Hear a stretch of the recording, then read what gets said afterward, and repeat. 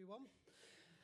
We're going to talk now about right people, right skills and the strategic approach that's being taken to inward migration.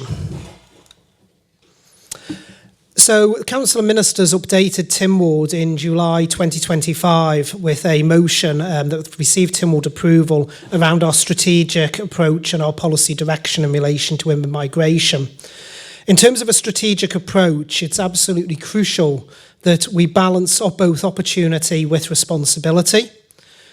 Inward migration must support the economy and society as a whole, and crucially ensure that any new residents that come into the island can support themselves. In terms of the policy, while we recognise the need to attract workers, it has to be done in a safe and sustainable manner.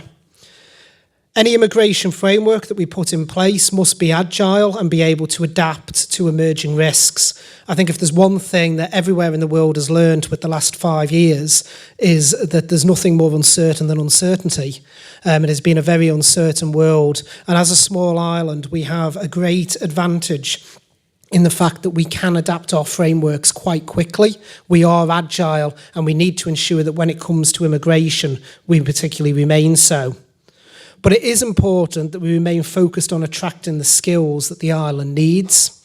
We do have skills shortages in certain areas, and that can only be filled by bringing people into the island. The motion to Tynwald reaffirmed our commitment to appropriate inward migration measures. We stated that we were going to continue to invest in upskilling local residents and in supporting more Isle of Man workers into employment. Our priority is to prioritise local talent, to put Isle of Man workers first and foremost. But where we still have vacancies, to respond to employer needs as well, to listen to the businesses out there who are struggling to staff their businesses, and to ensure that where skills are unavailable locally, that we welcome workers through a structured permit and visa system. In terms of the challenges that we face, the economic strategy that this government has been following has been clear that our goal is to create 5,000 new jobs by 2032. But we are facing some real challenges around that. We have an ageing population. We are seeing natural population decline in that sense, with more deaths than births. So, for instance, in 2024, there was 907 deaths recorded, which is the highest in 25 years, compared with only 485 births, widening the gap between births and deaths and accelerating that demographic shift. We are also both lucky as an island to have low unemployment. But with that comes additional challenges because it does create labour shortages across sectors. So while upskilling local workers is essential, it's not sufficient on its own to actually meet those challenges. So attracting the right workers becomes increasingly important, and inward migration is a necessary part of that solution. We can't talk about inward migration without referring to the wider global context. And globally, countries are competing for talent. There are very few countries in the world now, compared to, say, 10, 20 years ago, that still have an actual increase in population, natural increase in population, where they have a higher birth rate than death rate. That number of countries is declining.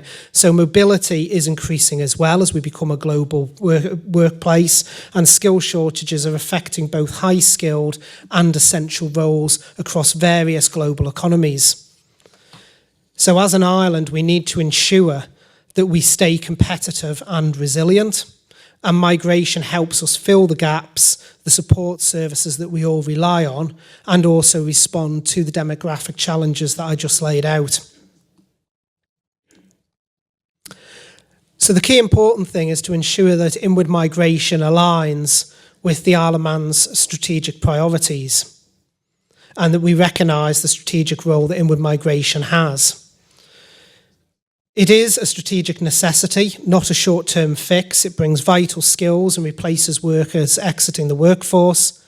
However, as I've said, it must be carefully managed to match the island's capacity and priorities. Focus is actually on balanced growth and achieving the right level that supports the island's needs and supports all of us as part of the island community. So migration is crucial for filling skills gaps, replacing retiring workers and sustaining public services, but it has to be balanced and through thoughtful regulation and best serve the island's long-term interests. So the reality is we must grow the working age population. We do have demographic issues and we need to focus on bringing in workers, addressing any shortages across the economy. Otherwise, without those inflow of workers, then we basically risk economic stagnation and the inability to adapt to the changing labour demands that business require. And also we have to recognise that the mix of workers that we need and where those gaps are will change over time. So again, that is another reason why we have to be adaptable, because what is the gaps and the skills needed today might not necessarily be the gaps and skills needed in a decade's time, particularly with, as we spoke about yesterday at conference, the advent of technology.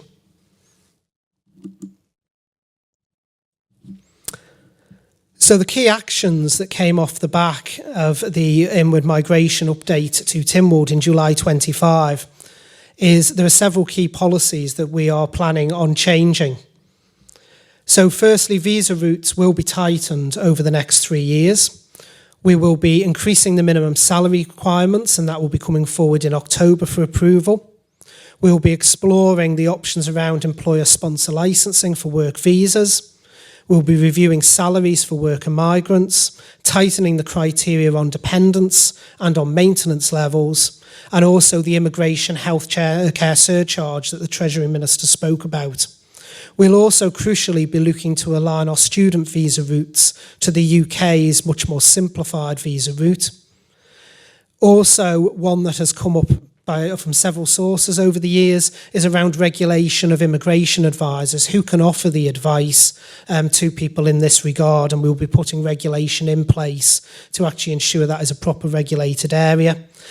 Plus also at the same time looking at simplifying some of the processes that businesses have to go through and the understanding of the rules that are in place.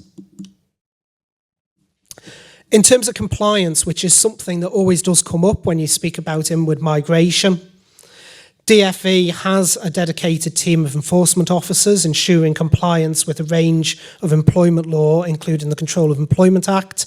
In fact, I believe in 2024 there was over 220 businesses that were inspected, which covered roughly around about just over 1,400 employees to check that those businesses and those employees were in line. Inspectors are ensuring that staff are employed in legitimate employment, and DfE enforcement works in close partnership with colleagues in customs and in immigration, the Constabulary, the Office of Fair Trading, the Department of Health Registration Inspections, and Treasury, Income Tax and Social Security. So we're also looking on increasing compliance in relation to passports, immigration and nationality. A comprehensive compliance review was undertaken covering all visas and confirmation of employments issued since 2021. The aim of that review was to identify any abuse of the immigration process, any nefarious applications or potential criminality. One of the things that we have seen is that we have seen an increase in curtailment of visas, and the majority of this increase was the result of the compliance review action taken on historical visa applications. So in terms of curtailments, we've seen an annual increase since 2021 going through to 24-25 from 52 to 103, then to 236 to 321. So it shows that the system is being investigated and is being enforced.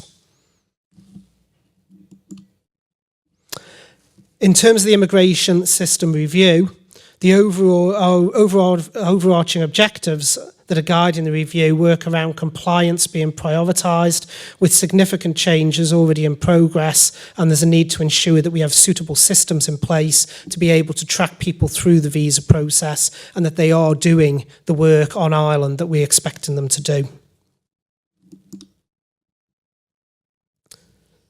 So in terms of the Council of Ministers update again in July, some of the key actions that came out of that was encouraging more inward immigration from the Common Travel Area. We're reviewing the visa routes to make sure they're fit for purpose, and we're also exploring a pilot welcome home package to encourage returnees of Manx people who may have moved away and want to come back to the island. And we're also recognising that the necessary tightening criteria in the immigration system may increase employer appetite to attract workers from within the Common Travel Area. So we're looking at our attraction and the offer to workers from the Common Travel Area as well, in conjunction with the changes we're making in relation to inward migration. We're also looking, of course, at disincentive policy tools as well, and exploring and preparing potential legislative controls and financial disincentives, so that if we do actually need them, which we don't believe we do at the moment, but if we do need disincentives, we can turn them on quickly and be able to act. So we're also supporting integration into our community, because one of the things we do actually recognise with any inward migration that is important is the maintenance of social cohesion and fostering a welcoming community, and that is a programme of work that's in development. And we're also operationally looking to enhance the experience for new residents and employers. So the key takeaway from the changes to in-migration is that our priority remains safeguarding the island's security and maintaining the integrity of the Common Travel Area. So that means staying responsive to evolving risks and taking proactive steps to prevent abuse of the system. We're also absolutely fundamentally committed to supporting our local workforce.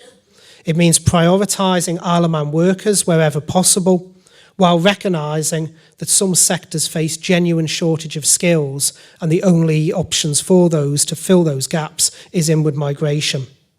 So where those gaps exist, we will continue to welcome workers through both work permit and visa routes, ensuring that migration supports the island's needs. And I think one of the key things when it comes to inward migration that we need to remember is that at the end of the day, all of us as a society benefit when our economy expands, when we do well as a country, we do well as a society, and inward migration has an absolutely crucial and important role to play in that. Thank you very much.